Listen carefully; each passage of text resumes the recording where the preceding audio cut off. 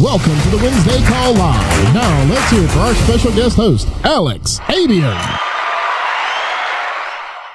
All right. How's everyone doing out there? So glad to see y'all. Cool. So I am blessed and honored. Thank you, Andy and Jane, for trusting me with the Alliance team today on the TWC. Always look at this as a great opportunity to help the team out and do what I do, man. Do my thing. Teach and encourage, uplift, and maybe get in your craw a little bit about stuff that you need to do, that I need to do. Okay, so a lot of stuff I'm telling you about and talking to you about is stuff I need to hear. So sometimes Andy likes for us to get on the call because he knows we need to hear what we're teaching. I love that. And this topic today, mental toughness, I tell you what, gang, Andy Albright has been my model for mental toughness over years and years and years, almost 30 years over 30 years that I've known Andy. And he's been a great model for me, a great mentor when it comes to mental toughness. And I promise y'all, it's so weird, a Filipino saying y'all, I promise you guys, that's my California kicking in. I promise you that Andy is probably the best at mental toughness and handling negative. And so I appreciate Andy in that regard. And Jane, they've helped us through tough times. And if I could really impart to you anything in my journey to making this business I've been able to do for myself and my family, and this is a characteristic of all the great leaders in the Alliance, is their ability to handle negative, their ability to be mentally tough. We call legacy managers, the guys that have NAA number starts with 000. There's only a handful of us that have that distinction. Because I think the numbers are in the 500,000s, right? Or maybe it's in 600,000. I think it's still in the 500,000. That really is the number of agents that we've contracted. So when you think about, the 25 years we've been in this thing, starting from day one, getting contracted with Fidelity and Guaranteed Life, I was like number 347. There are agents that have lower numbers than me. Cats, I think, is in the hundreds. And so I'm jealous. I'm jealous of Adam and Beth because their number is way lower than mine. So I'm not even on the short list. I was in the triple digit list. But anyway, when you look at all the folks that have really persevered and displayed mental toughness, they're still with us. When you look at all the top leaders, Adam, geez, I start naming all the names, Fitz and Davies and Mike and Noel and Patrick Connors and all these folks with the 000 numbers. There's a reason why we have what we have and we're making the kind of money that we're making. So what I hope to do over the next couple days, today and the activity call, is to kind of give tools, maybe give you some ideas on how to develop mental toughness. Andy has always taught me your ability to handle negative will determine your income. If your ability to handle negative is huge, you're going to make huge income. If your to handle negative is about the size of a pregnant ant, then you're probably not going to be around tomorrow. So you got to learn this skill. It really is a skill, gang. It's really a skill. It's a mindset, attitude. It's all those things wrapped up into one. And I'm going to try to touch on all these things. And I'm not going to give you a whole lot of psychology per se, but hopefully I'll give you some models and some tools to work with that will help you in this journey. Because this journey really is one of progressive realization of a worthwhile dream or goal. And that progress is about developing your abilities to deal with people, to handle negative, to deal with success. Sometimes dealing with success can bite you in the butt too, where you let pride and ego get in the way of you growing further. And that's what typically happens when we see successful agents, particularly when they become, great producers. They never go beyond that plateau because they're scared of building a team, right? I hear this all the time. I'm so sick of babysitting agents. And right away, I already know where their mentality is at, right? Because the babysitting agents mentality comes from the people that hire agents to get them further up the promotion guideline. Hiring agents is my stepping stone to move up, right? And that's totally backwards way to look at it. Hiring agents is a way to serve more people, to throw yourself out there more, and to give yourself a way to develop a team of people that are successful, that are going through that same journey with you. And you're teaching them the same tools that you learned from your upline, hopefully, on dealing with the negatives. So this is our Mental Toughness Boot Camp. So let's dive in. So the Mental Toughness Boot Camp, it really is a boot camp. I remember back in the day, and I really can relate to this, and those of you in the military that have been in the military, veterans, you remember back to boot camp, when you were a worm, back at the Air Force Academy, I was a dually, I was a smack, I was a worm, okay? All those things that denote that you're the little guy up the totem pole and that you are really meaningless to the world. And the beautiful thing about the academy and any boot camp, really, doesn't matter, is they really try to tear you down from the person you were before, that selfish person, that person that always looked out for number one, that person that never worked in teams, that person that had an ego. And really, the purpose is to break you down so that you start learning how to work as a team, that you live for the other person, your teammate, your foxhole buddy, your fellow cadets, your fellow airman, your fellow soldier. Your lives are going to depend on each other. And that's really the bottom line. And that's really the purpose of boot camp, is to tear you down physically, mentally, emotionally, and then build you back up to a soldier, to an airman, to an Air Force officer in my case, right? And that is really how you learn mental toughness, is tearing away what you were before and building yourself up to be the success machine that the Alliance needs, right? And I say it like that. Certainly, we want you to be successful. We want your goals and your dreams to happen. But we also need you on our team to grow Integrity Marketing Group, to grow the Alliance, to be our running buddies, our teammates, to make the Alliance the dominant IMO in the country under the Integrity Marketing Group umbrella, right? So this is what we hope you learn as the new agent coming in. You have all your hopes and dreams and desires, and you want this business to work for you, right? But we also desire for you is for you to feel like you're part of a team that cares about you and that you can contribute to, that you can, put your personality and your uniqueness, because we need your uniqueness, right? We don't need another Andy Albright. We need another you. We need another person, Joe Smith or Jane Smith, that can grow this thing and do what you do best, right? Everyone needs to be the best version of themselves so we can grow the Alliance, okay? So here's kind of the question is, what will break you? And I love this picture because this just reminds me, because these are Air Force Academy smacks, doolies, lowlifes that have come in desiring to, make it at the academy, and then the upperclassmen are getting in their face because that's what they deserve. They deserve nothing but yelling because they don't know what to do. And so my question for you is, what's going to break you? You came into the business with your dreams, goals, and desires, things that you wanted to accomplish, but what's going to happen to you? Because we know it will happen. When you start anything new, bad stuff's going to happen, right? And we call that learning, okay? But you might call it failure. You might call it bad stuff. How are you going to react to it? What little thing could break you, right? And what we're going to try to teach you over the course of today and Friday is how to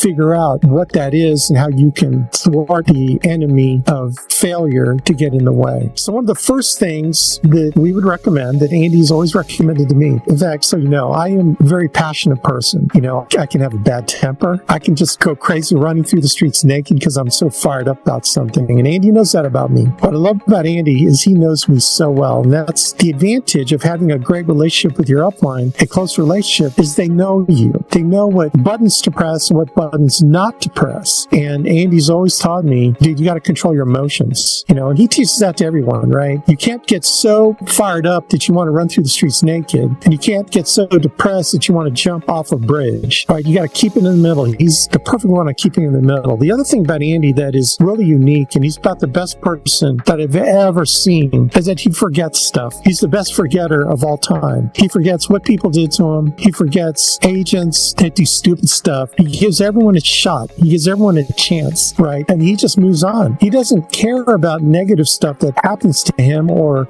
he cares about negative stuff happening to people, but he's the greatest example of just moving past it and forgetting about it and moving on. And that's what I love about him. Sometimes I'll just stew on it and, get all crazy about it. And he just has this great ability. And that's what I've been trying to emulate all my life since I've known Andy, is his ability to forget. So let's talk about the brand new agent that gets involved with us in the Alliance. And the Alliance is like brand new, right? Brand new to you. And the thing about something that you're doing brand new is you're going to go through this cycle. And this is a great model to explain the cycle of change that you're going to go through when you start anything new, whether it's a new business, a new endeavor, even getting married, starting a new life with a partner, right? With your spouse. And you're going to go through these stages. The first stage is uninformed optimism. This is where you don't know what you don't know. So you're so jacked up, you don't know what you don't know. And then you fall into stage 2, which is informed pessimism. This is where you start learning all the stuff that you didn't know, that you weren't expecting, that weren't so positive, right? And then you'll sink down to the valley of despair, stage 3. This is the go, no-go decision for you. This is going to be where you're going to be at your lowest point. This is going to be where you're thinking, maybe this isn't for me. Maybe God did not send me here. Maybe this is the enemy sending me here. And getting me to fail. And this is where you have to make a decision whether or not you stick it out or you don't, right? And then stage 4, things start getting better. You start seeing results, informed optimism, and then, you just do more of what's successful. And then stage 5, success fulfillment. That's when you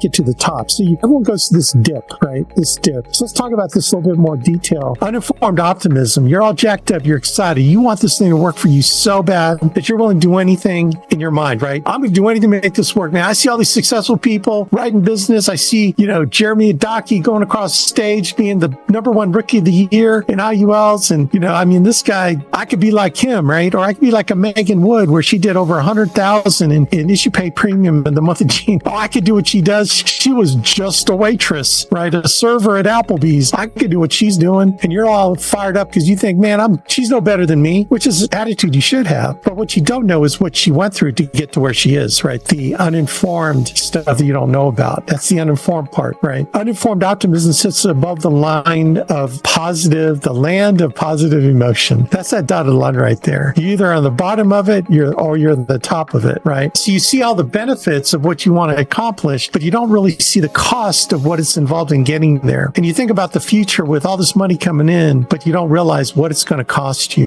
right? So that's that uninformed optimism stage. So let's go to the next one, informed pessimism. So what is informed pessimism? You start dialing leads. That's really when it starts. You start dialing leads and you start finding people that can't take away your birthday, but they're going to make you feel pretty bad. They're going to yell at you. They're going to say, I don't want you. I'm going to sue you. How about that one? Oh my gosh, Alex, I get this call from an agent. This person's going to sue me. What do I do? It's like, dude, relax. Or people just quit. This is just not what I thought it was. Okay. And so your mentality starts shifting to a negative state. The benefits that you thought you were going to get almost don't really seem important anymore because of what you're assessing as far as the cost to your ego of doing the business. You start questioning, man, is this really worth this effort of dialing, $500 a week and only getting, 2 appointments? Then you start looking for reasons to quit because look, the funny thing about the human condition, human mentality is that you're always going to try to rationalize why it's not your fault. This is the way people are. It's not my fault. I did it, but I did it like you told me. That's the one that cracks me up.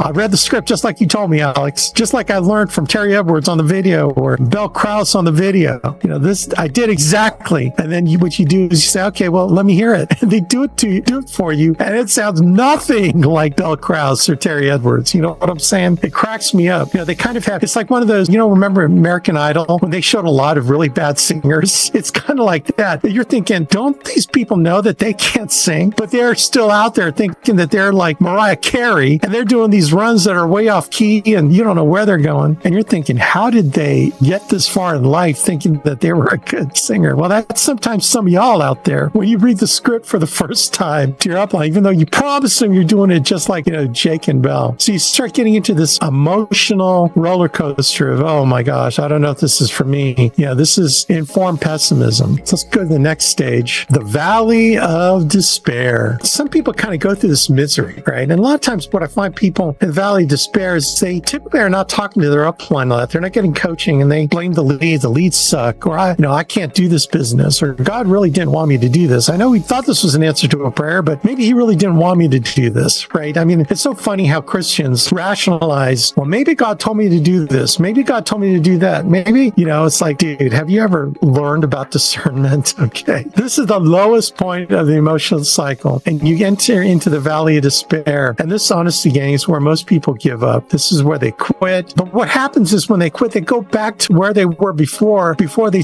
decided to join us, right?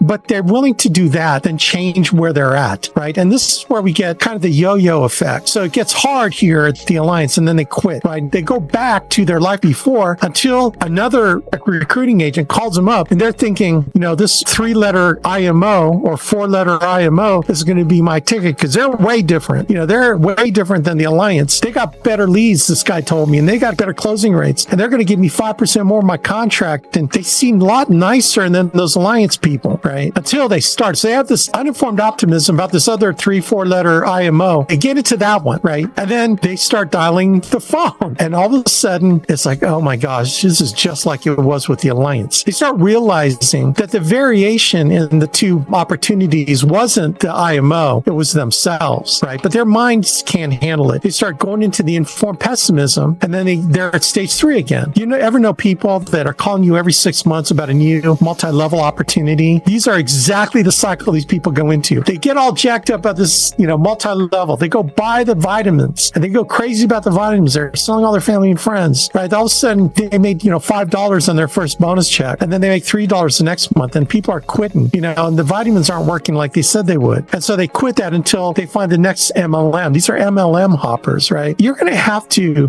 decide, here I am again. I got to draw my line in the concrete, like Adam Katz says. I got to draw my line in the concrete instead of the sand, because every time I draw the line in the sand, I seem to go back to stage 1 and repeat the cycle over and over again, right? So when you get to the valley of despair, you have to make a decision. Am I going to persevere? Am I going to have the mental toughness to work through my realization that it's me, not the leads. It's me, not the script. It's me, not the environment. It's me, not these endless Zoom calls I got to go on. It's me, not the event that they're trying to promote. It's me, me, me. And you decide that it is me. If it's going to be, it's up to me. And you get coaching, you get help, and you get encouragement. I'm going to show you those things on how to dig yourself out of the valley of despair. Then you start seeing results, and the results start snowballing. You're going to start seeing more results. You start doing more of the right things, which reinforce the results you're getting, which then reinforces you doing more of the right things. And all of a sudden, you're starting to realize, golly, man, I am doing this just like Brian Rojas taught me. I'm doing this just like Megan Wood's doing it, or I'm doing this 50% of Megan Wood. How many of y'all would like to do 50% of what Megan Wood's doing? You know what I'm saying? I'm doing this like what Jeremy Adaki's doing. I'm doing this, right? Insert your top producer here. And you're starting to get the results because you're saying stuff the way they're saying it. You're reading the script the way they're reading it. You're doing exactly what Mike Morisi is in managing his leads. You're doing what Eric Belair is teaching on squeezing every bit of pink out of the lead. That's an old school term, squeezing the pink out of the lead. Eric Belair is one of the best on how to maximize your leads. I hope you all heard him at NightCon, because he was awesome. He always fires me up. I'm doing it just like he's doing it, or I'm doing it like half of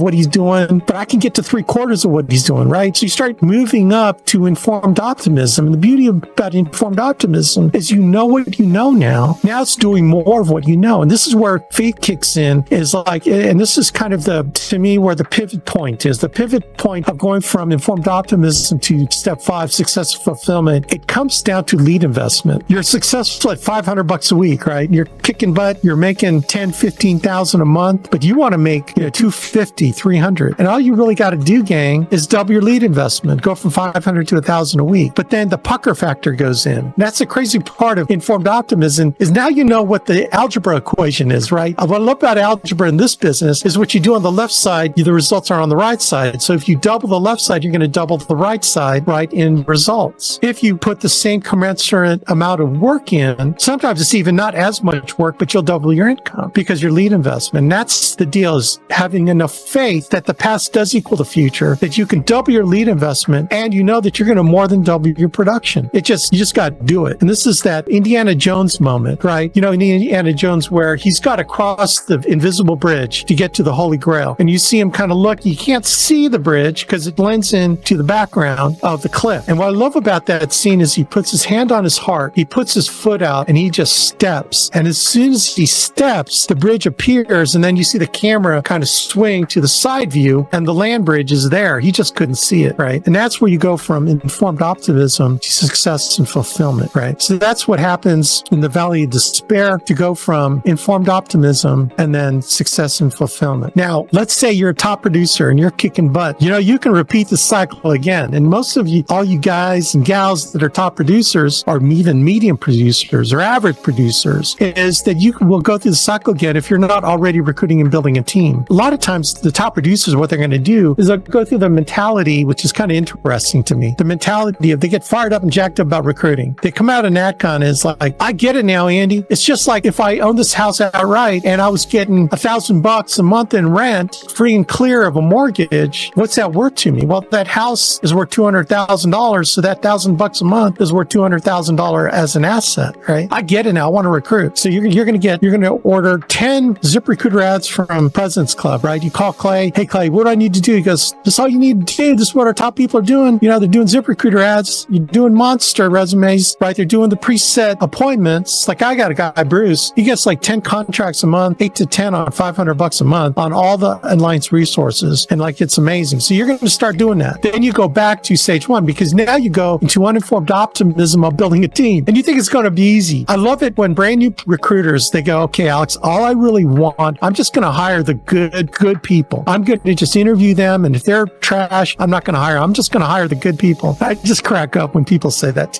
because all the experienced recruiters, all the top people, they know what it takes. I love it when Jason Matha talks about recruiting. He's a machine. When he was on that recruiting week that Andy did the deal on recruiting, he is a machine. And I know Jason cracks up when people say that, because Jason only found good people out of the quantity of people that he recruited. That's where it comes from, the numbers. You can't just do that. So you're going to hire like your first 5 or 10 people, and because you don't know what you're doing, you're going to hire people that are like very minimal personalities that you're going to attract. Okay, not saying that your personality is like that, but you know how it is, brand new recruiter. And then what you're going to do is like, okay, I got my 10 Alex. Okay, I'm going to make them successful. So you invite them on the Zoom calls for Andy's TWC, and only 2 of them show up. And then, when they get leads, you give them all 10 leads, and no one dials the phone. Maybe one person dials, and they do 30 dials, and they're supposedly full time. And then it's like, you come back to me, right? And I know the cycle. You get into informed pessimism, building a team, and you start asking me, Alex, this sucks. My people don't do anything. They're calling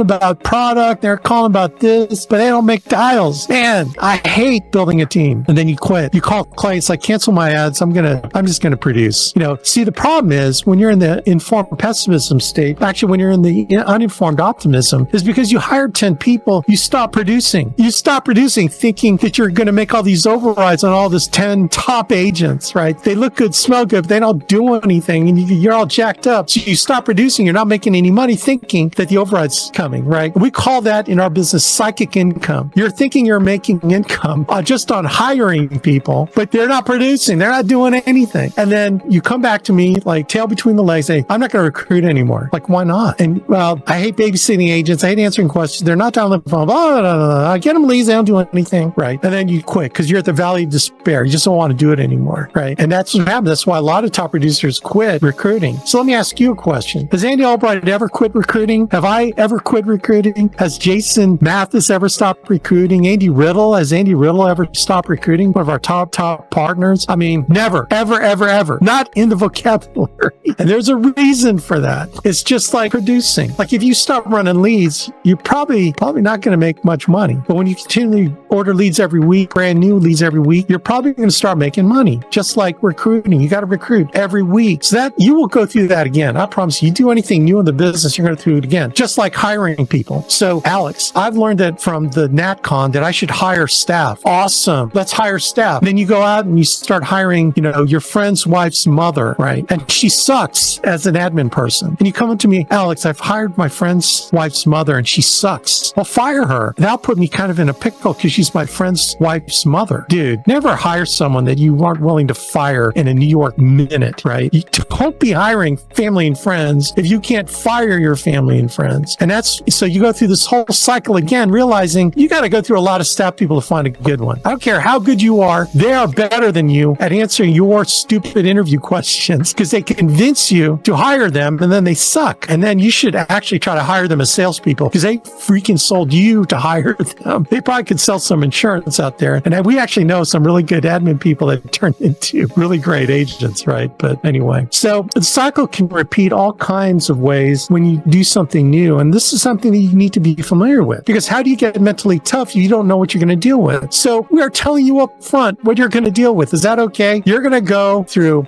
uninformed optimism, through informed pessimism, to the valley of despair. Then you're going to start getting results if you don't quit, and you're going to get into informed optimism. And then there's it's a pivot point. What do they call that? That pivot point where the tipping point, they call it the tipping point, where you go from stage 4 to stage 5. And it's key both in recruiting and building and selling, the tipping point that puts you into superstar status. So what do you got to do? You got to control the emotions. How do you control the emotions? Look, gang, now that I've informed you of the road that you're going to drive down, there's these hills and valleys. You're going to make a left turn, right turn. There are going to be storms. There's going to be snow. It's going to be hard to get through this overpass when it's snowing, but don't eat your passengers that are with you, right? You just have to learn that there are things to do when these things happen. You're going to go through it. So here's my recommendation is make your decision in advance when you know this is going to happen. happen, right? Like everyone I know, all top producers have gone through some mega chargeback situations, like where their chargeback wiped out all their commissions that week. We know it's going to happen. My question for you is, do you know what you're going to do when it happens? Do you know what you're going to do about it? Do you know how you're going to mitigate that? How you have less chance of making that happen? Do you know what you're going to do to learn how to not have to deal with it? But when it does happen, do you already know what you're going to do? Or how about this? When you're recruiting and building, you're going to get that big chargeback from a producer that left you, and you got, $3,000 rolling up. What are you going to do about it? Okay. One of our guys that are coming back, Jose Compton, I know y'all haven't heard from him in a while, but he was working off a 5-figure chargeback, and that's now down to 2,000 because he's working through it. He's getting his upline's help. He's got his mind right. He's found the Lord, really, and he's getting his mind right. And you're going to see Jose Compton back on the leaderboard because he got help on dealing with the negative, right? He already made his decision that he's going to pay it off, and he's going to plug in and keep communication going. But so make the decision in advance of what you're going to do. So what are those things? The first thing that I've ever done when I've run into stuff is call Andy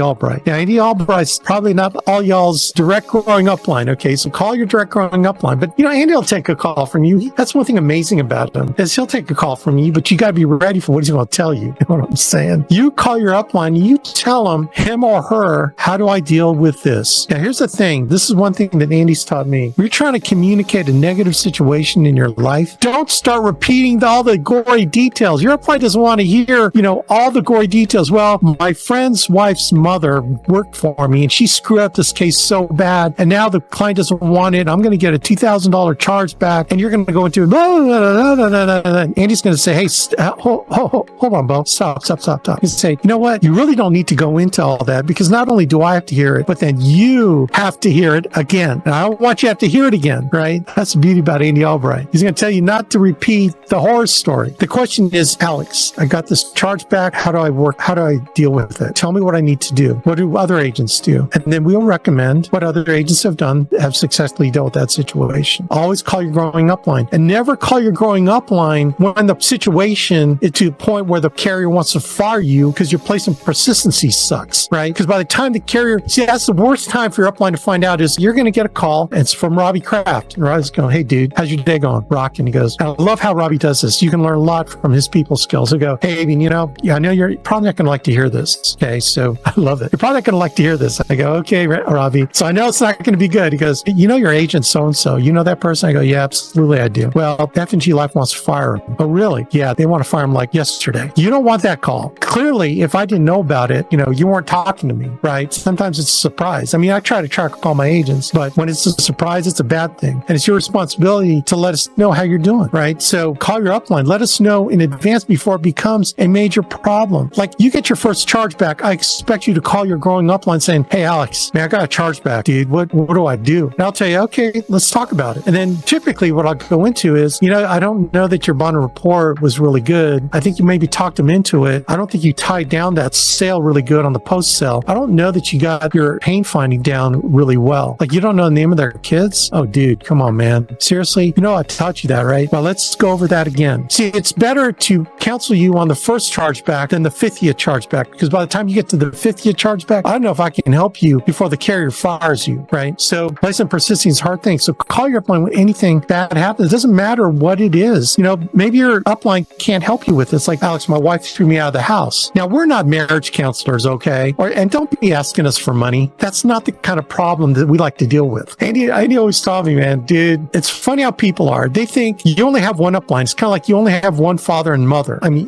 biologically, right? Everyone thinks you're the only person that you deal with. They're the only person you deal with. When you've got like 15 legs of multiple people in each leg needing your help, do I need to be a bank for all these people? No, you got to draw the line, because if you lend money to one person, all of a sudden it opens up to everybody, and you just can't operate like that. It's like, never, ever lend money to agents. I'm just telling you right now. That's what Andy Albright taught me. Or if you're willing to just give money away, never expect it paid back, because that's what will happen. They'll never pay you back, and you're going to have all this resentment. It just doesn't work. But again, call your upline, but communicate in a very efficient way, saying, Alex, this is the issue that I'm running into. Don't go into the details, thinking that the details are going to, help us counsel you. Just right away, get to the point, right? The other thing is getting around successful people. I'll tell you what, nothing will help you sitting in your basement, in your shorts, chewing on nachos, surfing Facebook when you've had a bad day in the field. That is not going to help you. Promise you, that will not help you.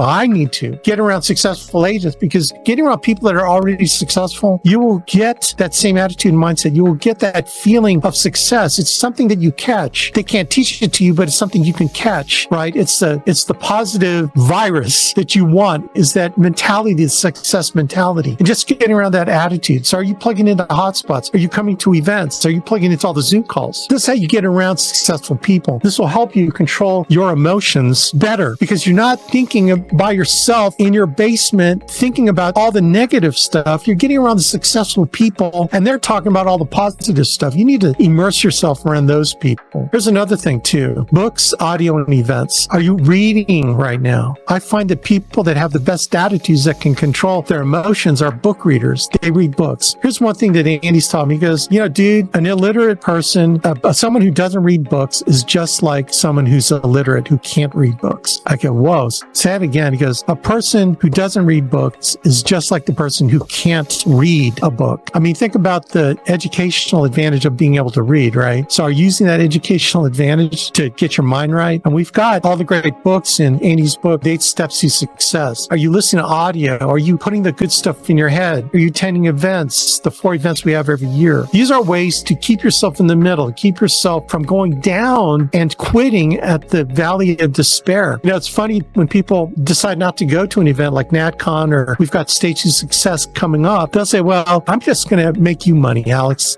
All those other people, they'll be out of the field, but I'll be in the field making you money. It's like, dude, I don't, the 10 cents worth of headaches you're giving me is not going to be worth any overrides I make from you by you not coming to an event. You need to come to the event. I don't care about the production. I care about you getting the stuff you need to get at that event. And you will get stuff there that I can't give you, that no one can give you on a Zoom call. You can only get it by being there. That's the only way that you can get it. You got to guard your attitude. Guard your attitude like your life depended on it, because your life does depend on it. You got to guard ear gate and your eye gate. What do I mean by that? So you have an eye gate and an ear gate. You see things that either you hear things that are positively edifying you, or you hear things that are negative, or you see things that are negative. You have to guard that with your life, because you come out every morning when you wake up, your positive gas tank is full, right? You're ready to attack the day, ready to do your job, ready to do the work, ready to take over the world, until you get that first negative where your spouse starts dumping on you. When are we going to get the money to pay the mortgage? We've got these credit card bills piling up. Why are you doing that insurance thing? You need to get your job back, right? As soon as you get up in the morning, your spouse is railing at you. And then so your positive gas tank gets taken down to quarter to like half tank, because it's your spouse doing it, right? Because you take stuff from your spouse worse. Like those of you who are spouses, the worst thing you can ask your man or woman, so how'd you do today in your production? Trust me, that's not a good thing to ask. Don't ask them that. It's like, honey, I hope you had a great day. I'm here. Whatever. What do you need me to do for you? That's what they want to hear. What do you need? If they're going to have a good day, they're going to tell you, okay? If they're having a bad day, they're probably not going to tell you if they're smart. They're going to share that with their upline. They're not going to share it with you. They're going to protect you from negative, because last thing they want is for you to get dumped on, right, with negative, and then you become negative. You can't go there. You got to protect your wife's attitude,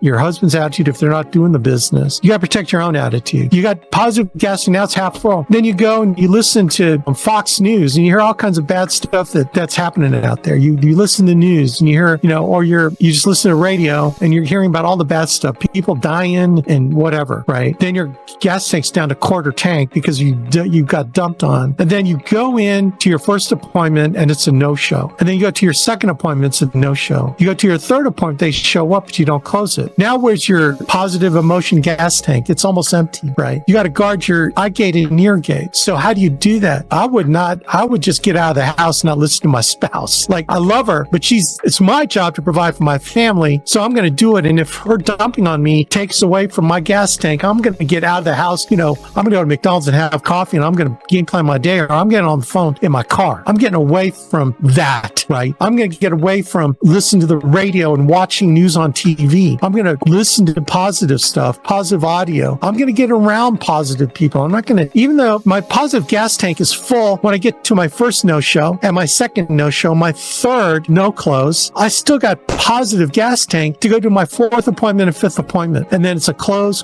because I've got positive gas tank left, right? You got to protect everything about your attitude, your eye gate and ear gate, right? You got to fill yourself with positive and not get around the negative. The next one in controlling your emotions is guarding your tongue, man. It's amazing how we speak all kinds of negative to ourselves. We don't even realize it. You know, the power of the tongue, this is biblical, okay? The power of the tongue. You got the power to give life and you got the power to take life away from someone, especially yourself. Because the problem with you saying it is that you hear it again. So you got to guard your tongue from negative, any negative, right? Wow, that sucks. Boy, my day sucks. They start sounding like Eeyore, right? My day sucks. I'm wondering if this person's going to show up because the last 3 people didn't show up. You know, it's funny how we are as salespeople. We go out there and you're thinking, you know what? Somehow these people all know each other because I'm sure they're calling the next person and say, hey, don't show up because Alex is coming over. Because you're thinking that, right? You go from appointment to appointment to appointment, no show, no show, no show. And you're thinking, oh, my next 3 appointments are going to be no shows. So you start getting that negative attitude when in fact, every event is independent of each other, right? Logically, you know that. But you start getting into this momentum of negative that will then dump on you and your expectation goes to negative. It goes into the dumper, right? Instead of positive affirmation, your gas tank's still full and every appointment, this person's going to show up. I'm fired up. I'm going to serve this couple.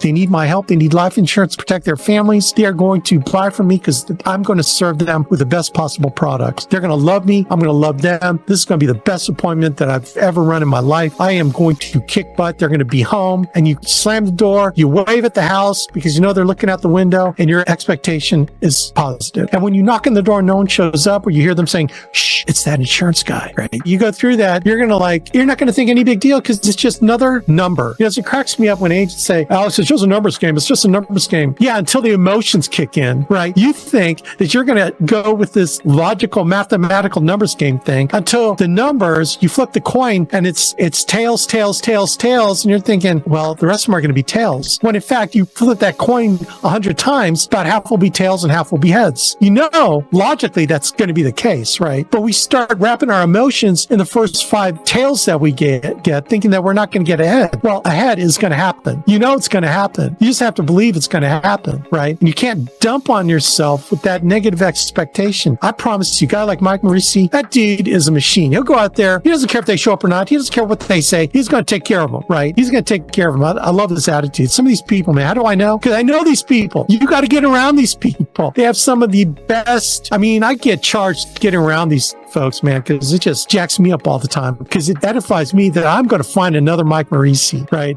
I'm going to find another Jeremy Adaki. I'm going to find these people, right? All right. So here's the next category, and hopefully this will help you. Remind yourself why. Remind yourself why you're doing this thing. Why am I doing this? Because sometimes we forget. We forget the people that we love. We forget why we're doing this. We forget who we're providing for, right? And we get fallen into our own selfish heads, thinking about me, and forgetting the major reason why we're doing this. Like Simon Sinek's book, Start With Why. Everything starts with why. Nothing starts motivation until you know why you're doing something, right? You always got to remind yourself why. So here's my question for you. Are you doing what you value? See, sometimes we don't know what we value. So what does that mean, Alex? Well, if you tell me you value your family, and if I followed you around every day like a spy, or if a fly in the wall following you around, can I convict you of what you do every day, that you love your family? Because I see a lot of scrolling on Facebook. I see a lot of grabbing coffee, right? I don't see a lot of work. It doesn't appear to me that you love your family like you say you do because you're not doing the things you said you would do to support them and provide for them. Like, do you really value? Like, what do you really value? When I follow you around, I see that you work out 3 hours a day and you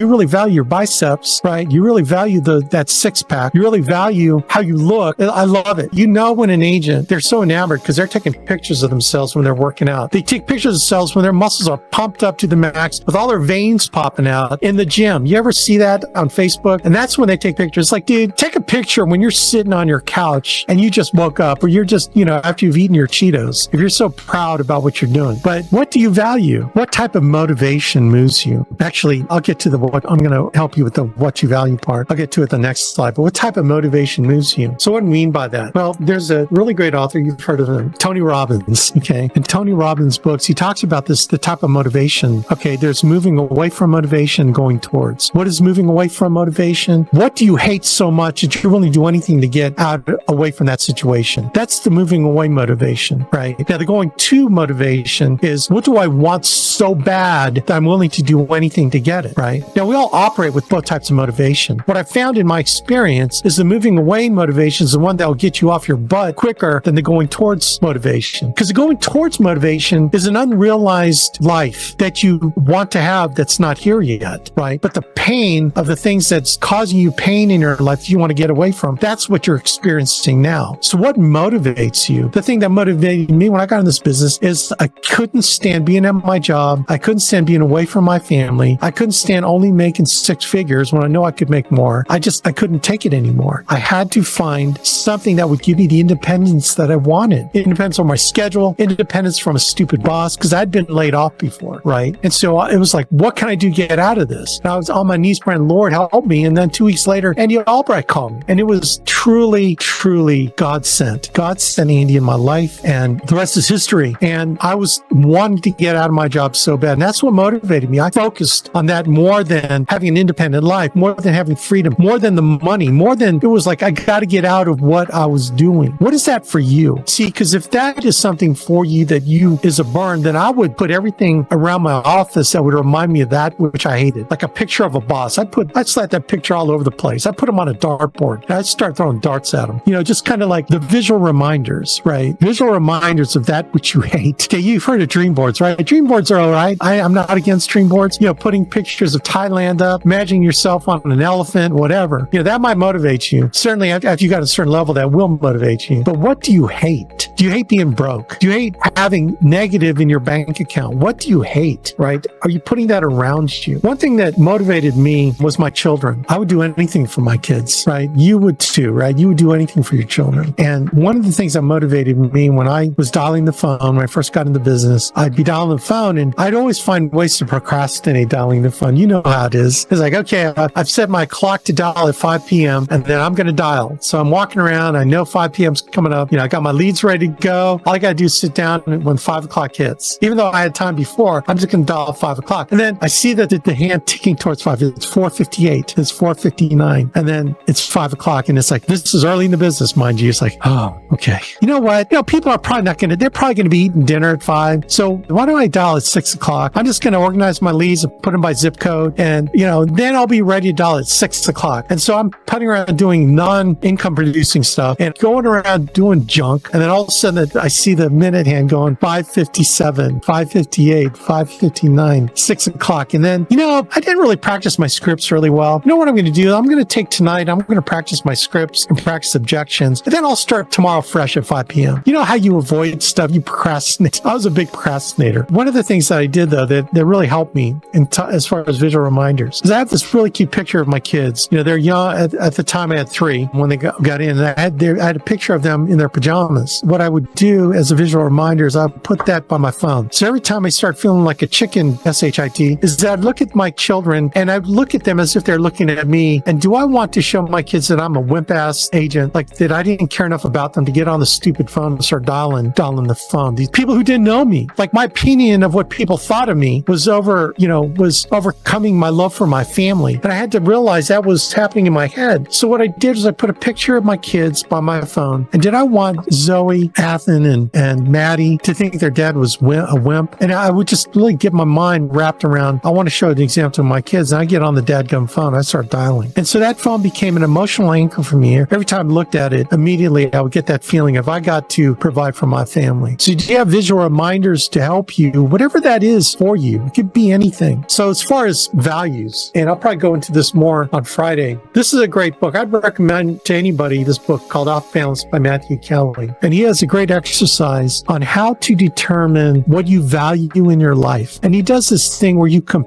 make a list of all the things you care about. Like you care about your family, spending time with your family, spending time with friends. You value working out and being healthy. You value spending time with your parents. You value your, contributing to your retirement fund. You value this business, selling in this business because it helps you make money for your family. And you write down all these things. It could be like 10 things. And the exercise he does here is he has you compare one with all the rest. And it's a A-B test. So you take the first one, you compare it to the second one. You take the first one, compare it to the third. Take the first one, you take that first one, and compare it to all of them. And the one that is more important than the second one, you put a check mark next to. And then you start doing it to the next one down, second one down to all the rest, third one down with all the rest. All of a sudden you have all these check marks. And what you'll discover is the one that has the most check marks are the things that you value the most. And then the one that has the second amount of check marks is the second thing. And then the third thing. And you'll put them in order from, the top thing to the 10th thing. And then what you're going to realize, and he says it in the book, that when you look at the things that really mean something to you in your life, it only really is the top 3 or 4, maybe 5, right? That means something to you, means something emotionally to you. And that's how you figure out what you really value. Because here's what I've found in my experience is that when I don't do what I value, it causes frustration, it causes worry, it causes anger, it causes all these negative emotions because I'm not doing what I'm valuing. And it's sometimes you can't articulate it. It's that feeling like you can't define it. It's like, man, I'm so frustrated. I just don't know why. I don't know why I'm so angry all the time.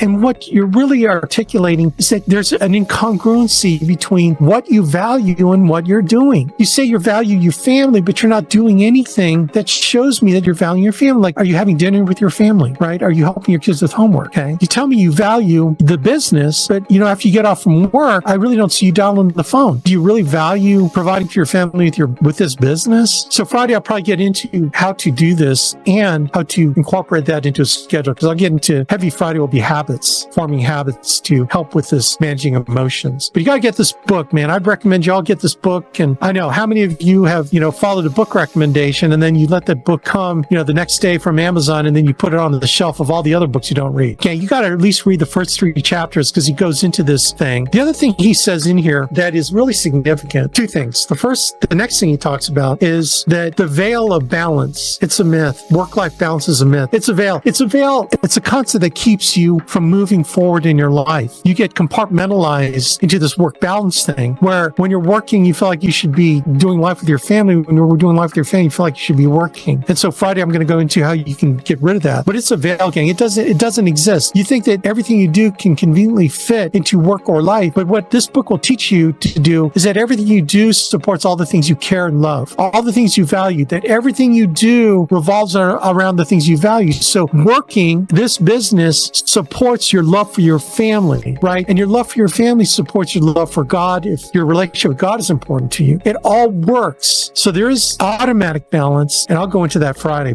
And then the other thing he says in there is that if you want to get into the other room of success, that's a different room. That room, those people in that room, they don't go 9 to 5. They're not 9 to 5ers. They're not 40-hour week people, right? It's a different room. But here's the thing about being in that different room is they figured out how to live a congruent life with what they value. That's why they are wealthy, but not only wealthy with finances, they're wealthy with their families. They're wealthy with their relationships. They're wealthy in their spiritual life because everything that they're doing supports all the things they love and care about. And it's a different room. It's not a 40-hour week room. It's a 168-hour week room. Well, Alex, when do I sleep? It's in that room. They know how to do it properly without this idea of balance. And we'll talk about that Friday. Got to get this book. Here's the other thing, probably related to your whys. Did you burn your ships, right? Did you burn your ships? This is when the Spanish explorer, oh gosh, his name escapes me. I think like in the 1400s, conquered Mexico. And when he got to Mexico, to make sure that his soldiers were going to fight, they burned their ships. They had no way to get back to Spain, I think. I have it somewhere. They burned their ships. There was not a choice. Do you have a choice? Did you burn your ships? How committed are you to this dream, to this business, to the life that you want? How committed are you to getting away from the things that drive you insane, that hurt, that cause you worry, panic, right? Someone lording over you called a boss, right? It causes you all this anxiety. How committed are you? Are you all in? Or do you have a back door? Do you have a back door that if this doesn't work, then I can do this other thing? Like I promise you, man, if you don't have the commitment that you shut that back door, you are going to quit because you haven't decided that this is what you're going to go all in on. No matter how hard it gets, I've seen these other people's lifestyle. I've seen Andy Albright's lifestyle. I've seen the tremendous lifestyle and choices that these people have. I can do what they can do. I just have to to do what they're doing to get what they're getting in their lives. And not only is it choices and income, it's the happiness and joy that they have with their families. Do you have that back door open? Because if you do, I promise you're not going to get through the valley of despair very easily. Is your backup plan moving you to your goal, or will it make you quit? So what do I mean by that? Here's the thing about handling negative, right? Burning your ships. It's like,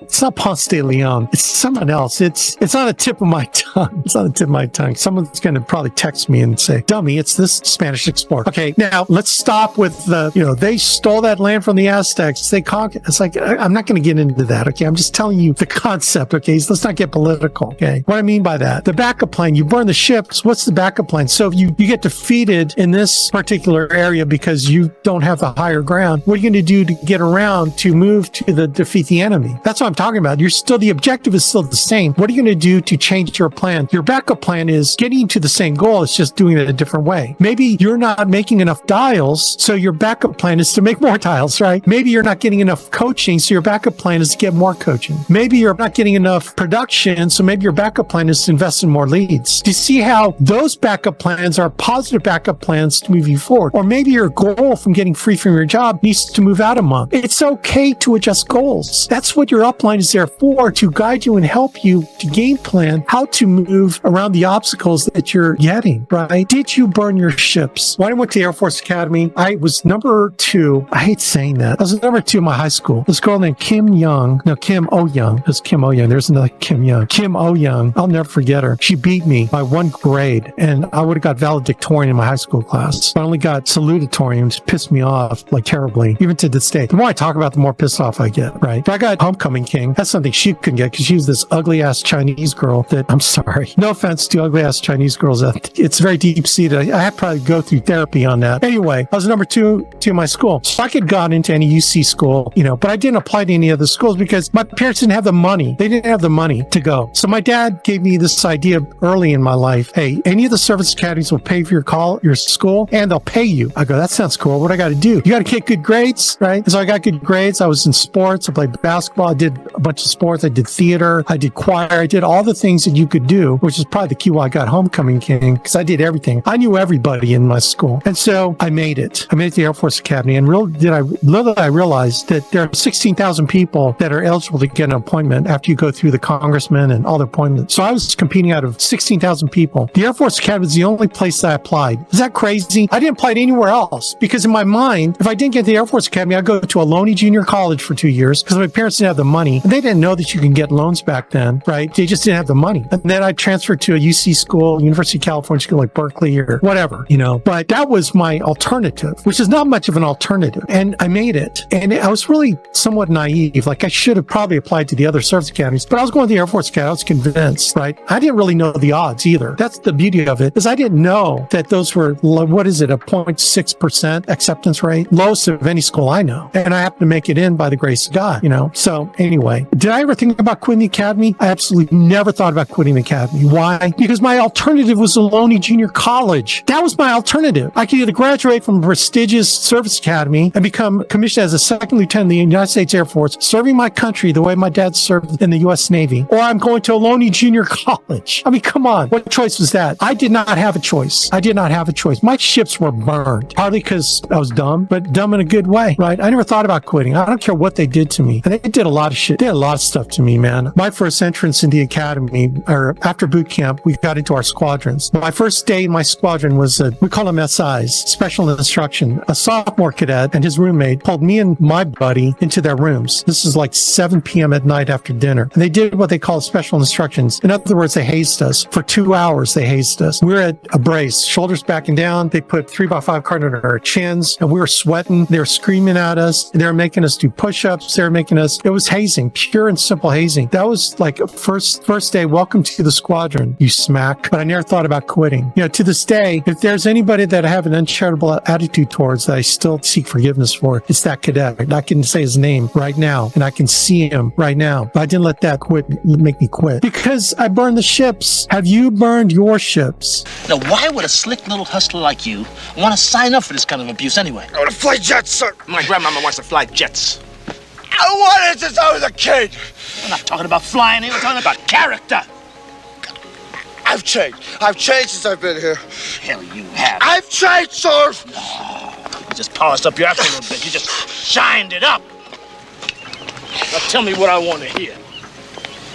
I want your DOR. No, sir. I want your DOR. I ain't gonna quit. Spell it.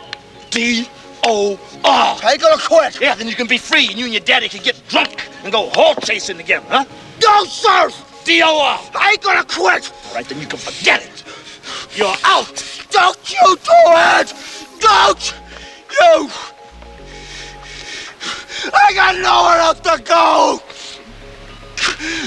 I got nowhere else to go.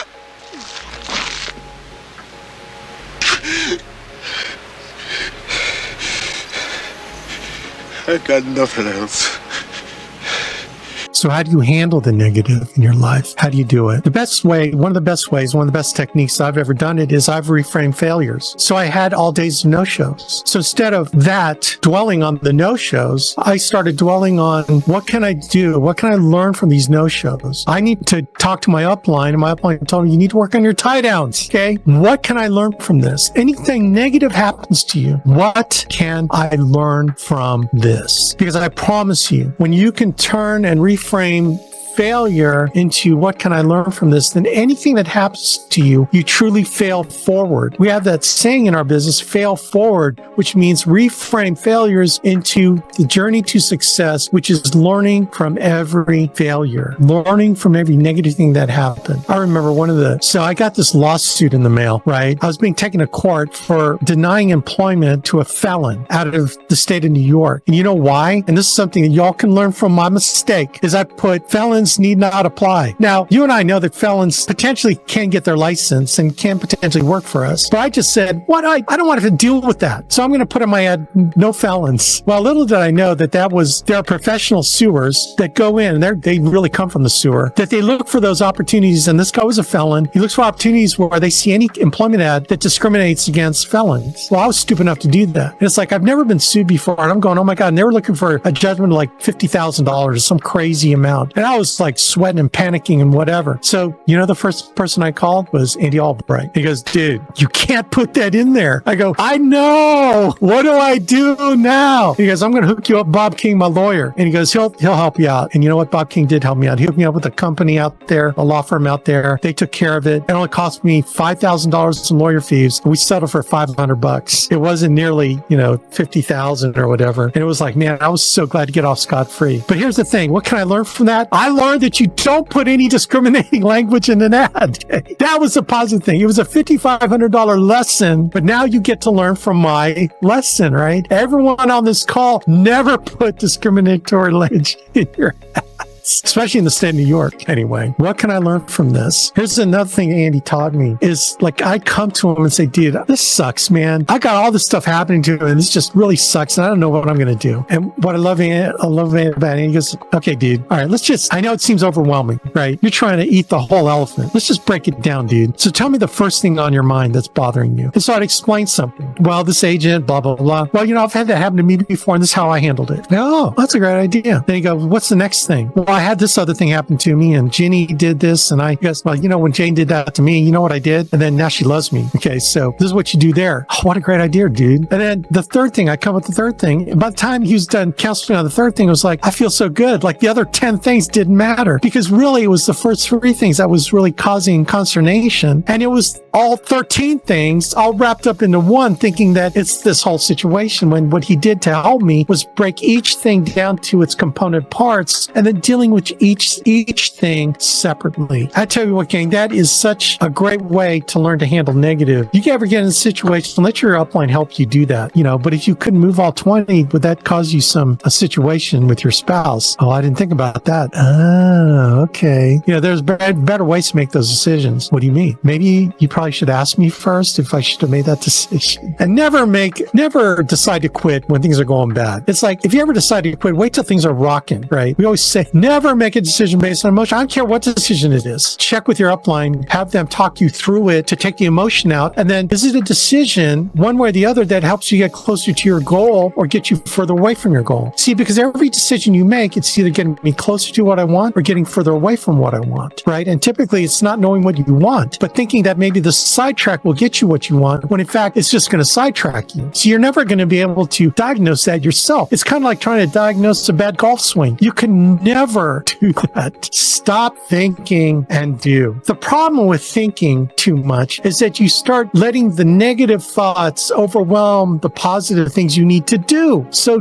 do the positive things to overcome the negative thoughts. I don't care how bad you're feeling, get on the phone and dial. I don't care how bad you're feeling, call, reach out to an agent and see if they need help if you're building a team. Reach up to your upline and say, hey, dude, I just want to give you an update. Stop thinking and do something. Call someone. First thing you should do, get on the phone and call someone. Go help someone in your group. Call upline to get some help. Call your crossline and encourage them. Hey, man, you're rocking. I saw you got that award for recruiting, man. I'm so proud of you. Stop thinking and do something positive. I want to ask you a question straight out, flat out. I want you to give me the honest answer. What do you think the chances are of a guy like you and a girl like me ending up together?